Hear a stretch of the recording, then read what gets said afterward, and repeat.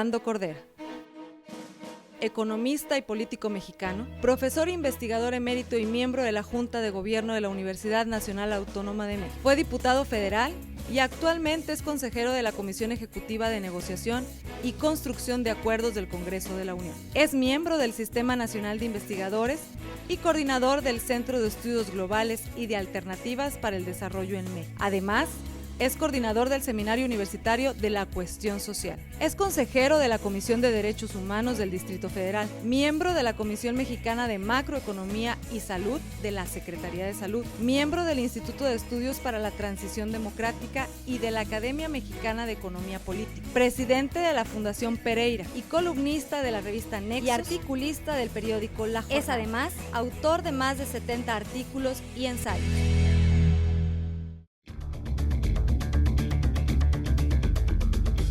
En la emisión de hoy, la doctora Estela Gutiérrez Garza entrevistará a Rolando Cordera sobre el tema Recuperar lo social como estrategia rectora frente a la globalización.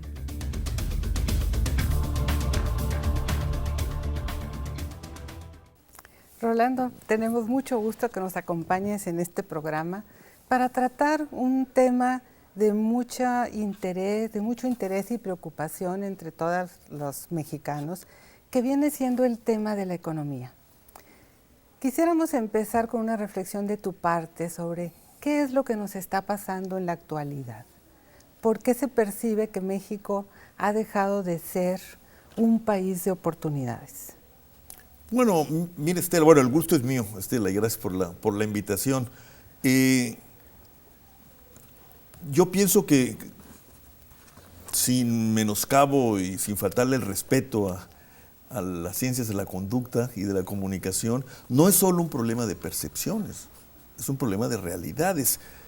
Las percepciones forman parte de la realidad, pero en este caso creo que se puede decir con cierta seguridad que el país no ha estado a la altura de los grandes cambios sociales que ocurrieron en el último cuarto del siglo XX, y la economía en particular. Si algo marca el fin del siglo, es el cambio de ubicación de los mexicanos. El país se vuelve cada vez más, evidentemente, urbano, y por otro lado, la demografía se transforma en poco tiempo. Tú te acordarás, todavía la imagen del México de los fines de los 60s y 70s era la de un país semiurbano, semirural, de niños. Sí. Y de los 80 en adelante nos volvimos un país cada vez más urbano, concentrado, y de jóvenes y jóvenes adultos. Y pues paradójicamente, o quizás no tan paradójicamente, pero tristemente, la economía también cambia, es transformada, y sin embargo no ofrece los resultados que debería ofrecer, tomando en cuenta estos grandes cambios sociales, la urbanización del país y su cambio demográfico hacia los jóvenes. Entramos en una etapa que no ha terminado, primero de grandes crisis financieras, de un crecimiento muy errático, espasmódico casi, podríamos decir, y luego a una etapa de relativa estabilidad, pero con un crecimiento económico que algunos llaman mediocre. Unos amigos y yo lo llamamos estancamiento estabilizador, un poco para provocar. Claro. Pero el hecho fundamental es que es una economía que no genera los empleos mínimamente necesarios para encarar ese cambio demográfico, ni tampoco genera los excedentes que sería importante tener para ampliar la base educativa media y superior, que es donde deben estar los jóvenes. Y entonces hablar de que hay una sensación de pérdida de oportunidades es correcto. Lo que hay que asumir es que no es solo la sensación, es la realidad. Es una realidad. Hay un gran problema de empleo, pero si además entras a calificarlo, verás que hay un problema muy serio de falta de empleo, como le llama la OIT, de falta de empleo decente. Ahora lo estamos viendo, después del gran tropezón de la recesión de 2009, se comenzaron a crear de nuevo empleos, se perdieron muchos en aquel año, pero hemos estado viendo que la mayor parte de los empleos que se crean son temporales y no rebasan los 3 salarios mínimos. Y los empleos que se siguen perdiendo son los empleos en donde pagan más de 5 salarios mínimos. Bueno, eso parece un dato estadístico o una curiosidad de economista, no lo es. Si tomas en cuenta, uno, que la mayor parte de los mexicanos, ahora sí, la mayor parte, tiene que trabajar para vivir. Así es. Y dos, que una buena parte de estos mexicanos que tienen que trabajar para vivir son jóvenes y jóvenes adultos. Sí. Entonces, ahí lo que a mí me parece es que se nos presenta una especie de cruce de caminos, de encrucijada, que no hemos acabado de apreciar en todo lo que implica en la actualidad, como tú te preguntabas, y lo que significa en perspectiva. Así es. Estos jóvenes y jóvenes adultos que constituirían el bono demográfico, término que el presidente Fox echó a perder por su vocación para echar a perder las cosas, ¿no? Se puede convertir muy pronto, de hecho se está convirtiendo, más que en un bono demográfico, en un pagaré que no va a poder pagar la sociedad mexicana, porque estos jóvenes y jóvenes adultos que hoy dominan la escena nacional, o bien se han ido, o se están yendo a pesar de la creciente dificultad que hay para emigrar al norte, de todas maneras siguen pensando en irse, o tienen muy malos empleos, o forman parte de este impresentable ejército de los ninis, ¿no? De ni trabajan ni estudian, y algunos agregan ni hacen nada. Y se convertirán en adultos. Y luego en adultos maduros y mayores en 30, 40 años. Y no habrá recambio. Así es. No se habrán creado los fondos mínimos para su vejez. Así es. Y entonces la pérdida de oportunidades que tú me remitiste, a mí me lleva, quizás dramatizando demasiado el asunto, a hablar no solo de pérdida de oportunidades, sino de un mecanismo perverso de pérdida de futuro. Es decir, como que algo ocurrió en los cambios que nos hizo perder eso, la idea de futuro. Y entonces hemos perdido también, en términos más míos, la idea del desarrollo, ¿no? La idea del desarrollo como eso, como un proceso de creación de oportunidades. Yo creo que sería importante tratar de concretar en dónde se pudo dar esa pérdida de rumbo. Efectivamente, estos aspectos sociales tan importantes como es el tránsito de una sociedad semiurbana a una urbana, netamente urbana, el cambio en el patrón demográfico que ha sido importante, que está repercutiendo hoy, y que, como tú señalas, es un bono demográfico que se está convirtiendo en pagaré si no hay unas respuestas rápidas. Como dice mi amiga Norma Samaniego, que es una gran estudiosa del tema laboral, estamos quemando diario el bono demográfico. El bono demográfico. En épocas anteriores se hablaba también de la existencia de una deuda social, es decir, cuando las políticas económicas no logran verdaderamente generar una situación macroeconómica y real, a nivel también de la microeconomía, de desarrollo de oportunidades, es decir, donde las personas puedan verdaderamente ser actores del desarrollo. ¿Dónde podríamos nosotros definir que se dio esa ruptura? Es decir, de aquella etapa en donde había mucho crecimiento con crisis a una etapa en donde hay estabilidad con estancamiento. Es decir, ese tránsito, ¿cómo valorarías tú aquellas políticas que no se hicieron y que si se hubieran hecho quizás estaríamos en una situación diferente, es decir, en una situación más de visión de futuro? Japón puede darse el lujo de no crecer, por lo menos por un tiempo, porque su población crece muy poco, porque la riqueza parece estar relativamente bien distribuida y el ingreso también. Y han acumulado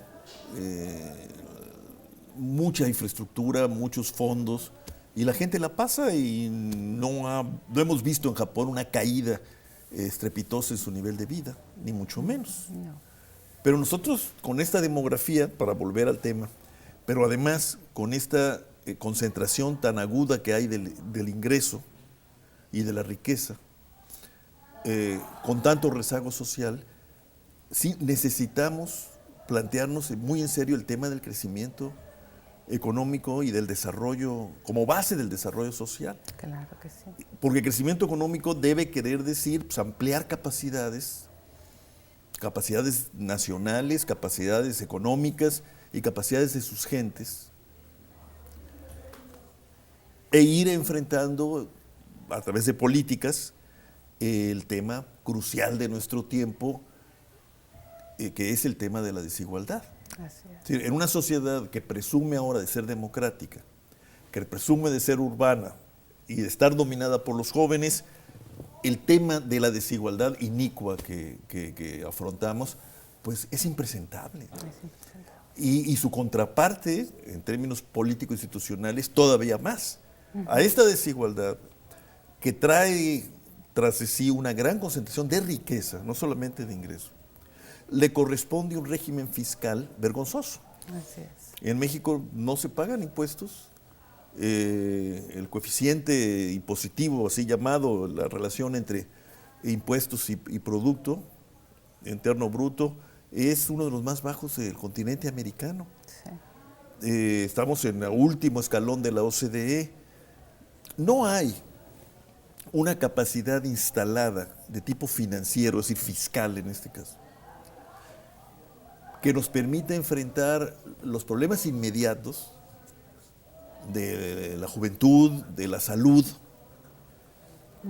y los problemas de más perspectiva, como es la educación, la formación de cuadros y la investigación científica y tecnológica, para no hablar del otro gran criterio de evaluación de las sociedades actuales. Yo le llamo no solo criterio de evaluación, sino una gran restricción histórica, que es el tema del cambio climático. Sí. Sí, ¿con qué recursos vamos a encarar todo esto? Entonces, ahí está, me parece, uno de los grandes desafíos mexicanos que tenemos que encararlo desde la perspectiva que hemos estado explorando del crecimiento mediocre, insuficiente, desde este divorcio entre la demografía y la economía. Y la economía. Y entonces lo que nos da, para mí es de los grandes, no dilemas, de los grandes retos, y por qué no decirlo amenazas, del México democrático, es el peligro de que esta demografía insatisfecha se convierta en una demografía política, pero antipolítica en realidad. O sea, una demografía que no reconozca como buenos ni válidos los cauces que tan difícilmente se abrieron para la participación, para la representatividad, para la reconstrucción del Estado. Así es. Bueno, tú te preguntabas, ¿qué nos pasó? Yo creo que el Estado se carcomió, entre otras cosas por la corrupción y el progresivo y luego acelerado alejamiento de las élites dirigentes respecto de las bases sociales que se estaban transformando gracias al desarrollo logrado. Esta es una de las ironías de la historia mexicana. Sí. Y se perdió el sentido del Estado. Y al perder el sentido del Estado entró a saco la ideología neoliberal, el globalismo, que hizo generar en las mentalidades dirigentes, y no solo dirigentes, de muchos grupos sociales, la ilusión de que con la apertura, con la incorporación a la globalidad y el Tratado de Libre Comercio de América del Norte, con eso teníamos para crecer y multiplicarnos, ¿no? Como dice la Biblia. Y no resultó así. No resultó. Renunciamos a la intervención pública, renunciamos a los temas fundamentales de la cooperación económica y social. Y quedamos, te diría, para decirlo así rápido, quedamos un poco a la deriva. en el nuevo mar de la globalización, que ahora se volvió pues un mar tormentoso con las crisis, ¿no? Ya nos dimos cuenta de que no había una nueva economía, como presumían los norteamericanos, inmune, a salvo de las crisis y de las oscilaciones. No, es una economía tan vulnerable como era la anterior. Así es. Quizás ahora más vulnerable por la extrema interdependencia que hay entre todos los terrícolas, ¿no? Exactamente. Las latitudes, las regiones, las economías, las mentalidades, todo está interrelacionado y cada vez más. Y nosotros nos quedamos un poco a la deriva o al garete. Sí. De ahí la importancia de recuperar la idea del Estado, sin caer en una estadolatría, como decían antes, digamos, de mistificación del Estado, y olvidando que al final es una relación social y una producción de las sociedades. Y en el caso mexicano, reiteraría, junto con la idea del Estado hay que recuperar la idea del desarrollo, un poco en los términos planteados por ti, como un proceso de creación de oportunidades, como tú dices, pero yo agregaría de capacidades, como ha dicho Amartya Sen. Amartya Sen. ¿No? Digamos, pero todo eso implica acción colectiva, y cooperación. Nosotros tuvimos largos años de cooperación económica y social en un régimen autoritario, es decir, una cooperación en donde sí se cumplía el tristemente célebre dicho del secretario del Trabajo, ¿no? De cooperas o cuello. En aquella época o cooperabas o salías del sistema. Bueno, en un nuevo esquema de relaciones políticas que llamamos democracia, esta cooperación no puede imponerse. Tiene que ser el producto de proyectos, de convocatorias, de iniciativas y de recuperar algo que también perdimos, Stella, y que es fundamental. Recuperamos el sentido de interdependencia, ¿no? O sea, olvidamos el sentido de interdependencia y pusimos a un lado el hecho, que esa sí es una lección de la globalización, de que todos estamos en el mismo barco. En México yo tengo la sensación de que en particular los grupos dirigentes en la economía y en la política, y en parte en la cultura, aunque ahí tengo muchas esperanzas, dejaron en el closet la idea de la interdependencia y optaron por la fuga mental, hacer de cuenta que no vives en este país con tanto pobre y tan desigual, o de plano la fuga física para irse a vivir en el exterior gracias a los recursos acumulados. Bueno, esto sí plantea tareas ingentes de búsqueda de nuevos formatos de cooperación. Y yo diría de reconstitución del Estado. Claro. Nacional. Me parece muy interesante porque el escenario se vuelve extremadamente complejo, porque se trata de recuperar el crecimiento, en donde creo que la política fiscal viene siendo un instrumento para poderlo recuperar, pero habría otros elementos que seguramente tú nos puedes mencionar. ¿Cuáles serían aquellos que se tendrían que impulsar para recuperar el crecimiento y dejar al lado el estancamiento?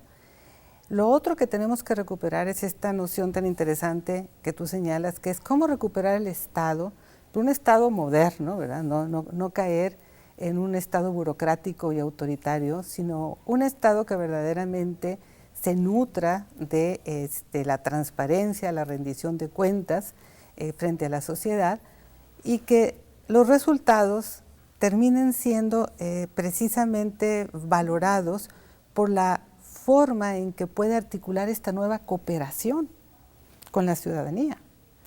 Creo que serían dos tareas, como tú lo mencionas, prioritarias, que le cerrarían el paso a este riesgo que tú también mencionas, de qué va a suceder con estos sectores de la población que desde años atrás ya quedaron excluidos y que pueden despertar hacia una política no necesariamente orientada hacia la democracia y el fortalecimiento de las instituciones.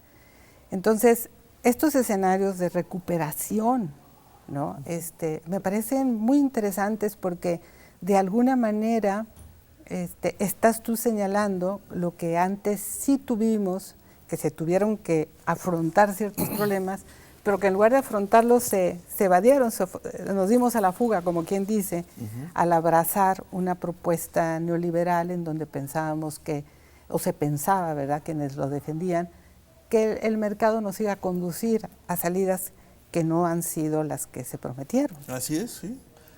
Yo creo que entre las cuestiones que hay que, unas recuperar y otras más bien adaptar, ¿no? Innovar en ese sentido. Una es que el mercado no resuelve todo, aunque es indispensable. Es un mecanismo insustituible de comunicación, sobre todo en términos económicos, que necesitamos de un Estado con capacidades de inducción y incluso de intervención. Se pensó que toda la obra pública podría dejar de ser producto de la inversión pública para ser inversión privada, y ya vimos cómo nos fue, ¿no? Entonces ahí, todo lo que es la infraestructura, que es una tarea indispensable a iniciar y dejar de fingir, y asistir como ciudadanos o como estudiosos, Estela, todos los meses a que hay una denuncia sobre subejercicios en materia de infraestructura. Bueno, eso ya parece una ficción, ¿no? Es una ficción. Sí, tenemos que hacer las cuentas y los gobiernos tienen que rendir las cuentas. Eso me parece indispensable. Pero en un contexto de intervención, de creación de infraestructura, y recuperar la idea de las políticas de fomento a las que también se renunció. Se hizo célebre y ahora tristemente célebre aquel dictum, ¿no? De que la mejor política industrial es la que no hay, ¿no? Exactamente. Bueno, fíjate lo que son los procesos y los acomodos. Esto fue incluso coreado por los propios industriales, ¿eh? Sí. Por buena parte de los industriales fue celebrado. Bueno, ahora los industriales se quejan amargamente y le exigen al gobierno que si no los va a apoyar, por lo menos no los estorbe, ¿no? Bueno, así es. hay que recuperar la idea de una política industrial. Y antes de eso yo creo que sí tenemos que llegar, y aquí en Monterrey me parece muy pertinente decirlo, y yo creo que no hay futuro para México si no pensamos al país como un país industrial. O sea, no puede ser un país agrícola México. No. Y tampoco puede ser este sueño que tienen algunos de una especie de Panamá encadenado del Suchiate al Río Bravo, ¿no? De servicios y servicios financieros. Somos demasiados. El país es demasiado grande y además, a pesar de todo, tiene mucho acumulado. Entonces, aquí la discusión es, bueno, país industrial sí, pero ¿qué tipo de país industrial? ¿Qué tipo de país industrial? Desde luego, la lección dura de los últimos 20 años es que sin renunciar ni sin menoscabo de la importancia que ha tenido el esquema de Maquila, es no solamente insuficiente, sino puede convertirse en algo perverso, como lo hemos vivido socialmente hablando en el norte del país. Así es. Socapa de abrir las puertas a la industrialización vía Maquila, se descuidó todo. Se descuidó la infraestructura social, el cuidado de los niños, que se volvieron jóvenes y que ahora andan por ahí. Y se olvidó algo fundamental, que la Maquila tiene sentido porque da empleo y nos acerca a cierto tipo de tecnologías, siempre y cuando la Maquila se vea como una etapa hacia unas economías más integradas. Nosotros, al contrario, desintegramos lo poco que teníamos de integrado. Así es. Las famosas cadenas productivas, y eso también tenemos que replanteárnoslo. Yo no digo que volvamos al pasado, a una economía cerrada o muy protegida. Me parece que eso, aparte de que no es deseable, yo creo que no es viable. Porque a pesar de las crisis, la globalización va a seguir. Esa es mi particular convicción.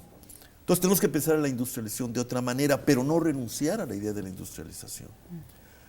Y tenemos que pensar, aquí sí que con intensidad y celeridad, en que no podemos ser un país, con una sociedad moderna, democrática, abierta y dinámica en lo económico, si no tenemos una producción cada vez más grande de recursos humanos.